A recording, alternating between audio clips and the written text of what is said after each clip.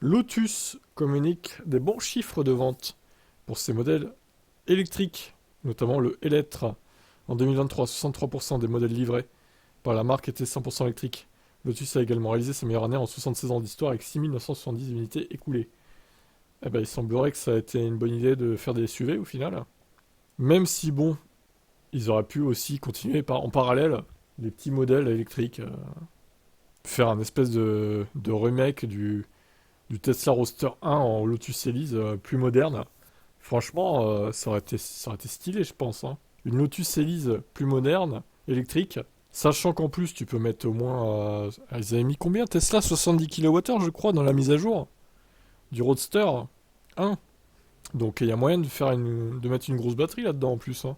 Pourquoi ils ont pas fait ça, sérieusement? Parce que leur gros SUV i2, là, c'est une honte, quoi, hein, pour une marque comme Lotus.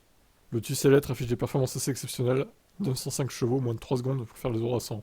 Batterie de 112 kWh, autonomie entre 490 et 600 WLTP. Donc 63% des ventes totales de la marque, donc 6970. Lotus a réalisé un chiffre d'affaires de 679 millions de dollars et une marge bénéficiaire brute de 15% en 2023. Ils ont ouvert 46 nouveaux magasins. Le constructeur britannique comptait environ 215 points de vente au 31 décembre 2023. En 2024, la firme veut confirmer cette belle dynamique.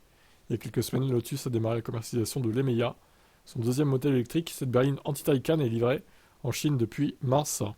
Les livraisons chez nous commenceront fin de l'année. Très bien.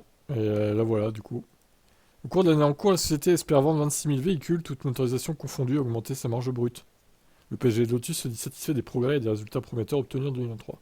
Selon lui, l'augmentation des livraisons reflète la force de notre marque et la montée en puissance de la production. Voilà, on est donc satisfait chez Lotus. Bah, tant mieux pour eux, hein. Mais bon, c'est pas de ce genre de véhicule qu'on a besoin, clairement.